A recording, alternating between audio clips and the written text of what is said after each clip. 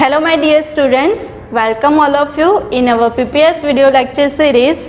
I am Professor Bhumi Patel from LJ Institute of Engineering and Technology. In our previous lectures, we are already started our unit number 3, that is control structure, and the second part of this chapter is already started, and the 4 different topics like introduction and while, for and do while, that is already completed. So now today we are moved to the next type, that is a nested loop. So where we use the nested word.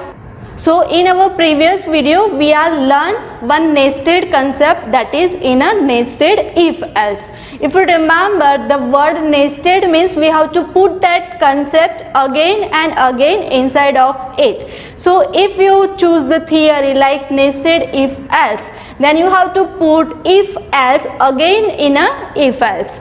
But here our concept is nested loop. So in this module we have to learn the loop. Inside that loop again we have to put loop, again you can put the loop, likewise that. So the definition we can say like that: if the loop exit inside the body of loop of another, then it is known as nested loop. Just here we are taken the syntax for a while and do while. So what is the syntax for a nested while loop? First we have to put while, and inside this while we have to again write the while. You can write do while also, or you can write for also. So in a while there is a condition, and this is known as a outer loop, and when you put while inside of it, that is known as a inner loop. So again the while is there and again the condition is there, and inside that inner while loop the body of loop will be there, and then after we have to move to the next statements. Similar way we are writing for a do while. So put just the syntax like do, inside it again put the do, and in a do we have to put a body of loop, and then after while for that particular inner loop, and again the while for a outer loop. Clear? So here the outer loop is executed one times, then our inner loop will be executed more number of times. That is the concept, and where we are using this concept actually in our next module, that is array. And in a 2-dimensional array, that we can see our matrix, at where compulsorily we have to follow this concept. So when your requirement is just like a matrix in a row and column form, then you have to use this concept. So this is very most important topic that we are discussing here. Just take the simple example. Here we want to print some pattern like 3 row and 3 columns, and each and every row and column we have to print star. How we can write the program? For that we have to apply the nested loop, and here first we are including the header file, and then in a void main we are writing 2 variable, integer I and j. I is for a row and j is for a column. You can take any variable for a row and column. Now for I equals 1, because there are 3 rows. So starting with 1 and ending with 3. So I start with 1, I less than equals 3, and I plus plus. Now this is outer loop, and again we have to put for. So inside this outer loop we are putting again for, that is our concept nested, and in a for we are using j, that is column. In a column starting with 1, j less than equals to 3, and j plus plus, because the column is again 3. Now we have to print only the star for each and every row and column. So our logic is just printf star, and then after completing inner loop we have to print slash n. Slash n means we have to move to the new line and then stop the executions. Clear? So how this program will execute? So when I is 1, the inner loop execute 3 times. When I is 2, again the inner loop is executed 3 times. When I is 3, the inner loop is executed 3 times. Clear? That is the concept of nested. Now understand what is the execution of this program. So first I is 1. So let's here table is there. I is 1. Yes. Now check the condition. 1 is less than equals 3.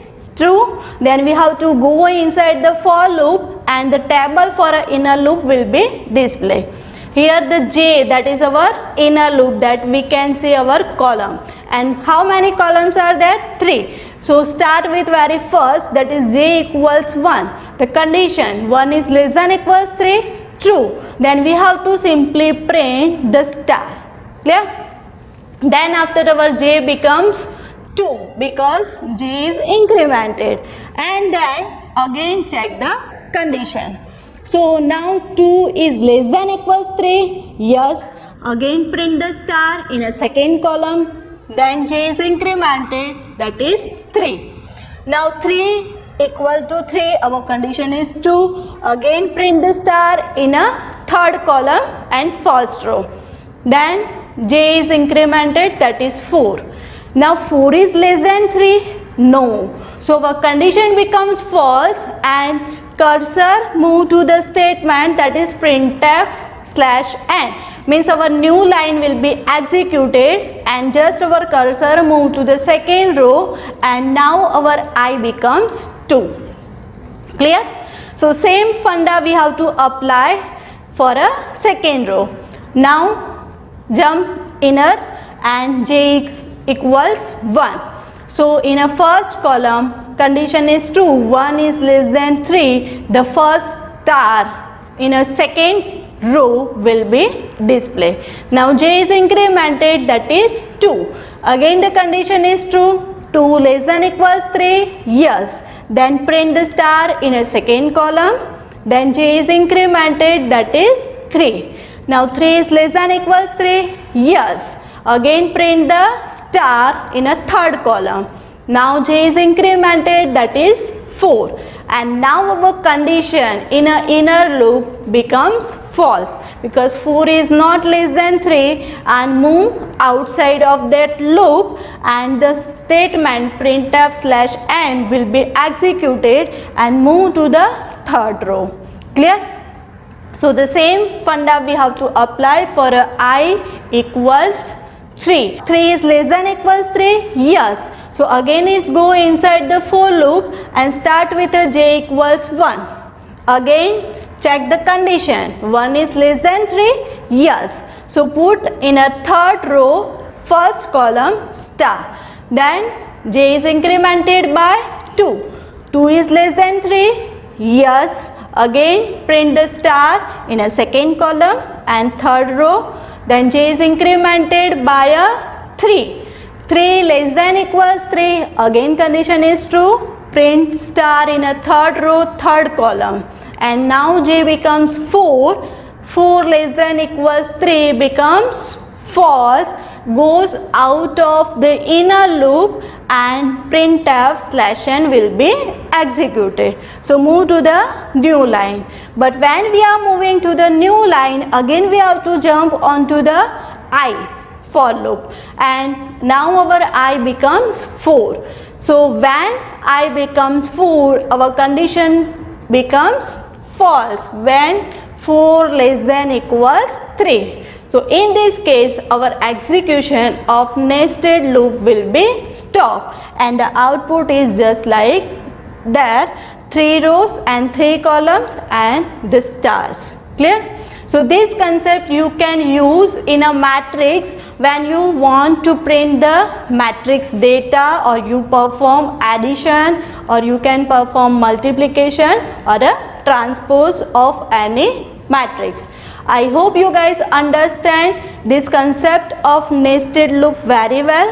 Also you can do the another example like triangle shape, then half triangle, Like, why is that? Let's take another example. Like, if you want to print 1 1 1, 2 2 2 and 3 3 3 instead of star, then what we have to change? Only you have to change in a printf statements, because instead of star we have to print the number value. For that we have to write in a printf %d for an integer value and then comma variable I. So here you can see in a first column the value is 1 2 3. So when you are printing j, then our answer is changed, but we are printing value of I, and I is nothing but our row. So here in a first row the same value will be printed 1 1 1 because our I is 1. Then in a second I, that is I equals 2, the value 2 2 2 will be displayed, and similarly in a third row the I value is 3, so it prints like 3 3 3. I hope you guys understand this concept nested loop very well. We have to use this concept again in our next module, that is array. In a 2-dimensional array we have to apply. And if you like this video, then thumbs up. If you think this video will help some of your friends, then do share this video with them. Also you can subscribe my channel, so when I upload new video you get a notification. If you have any doubt, feel free contact me. Thank you.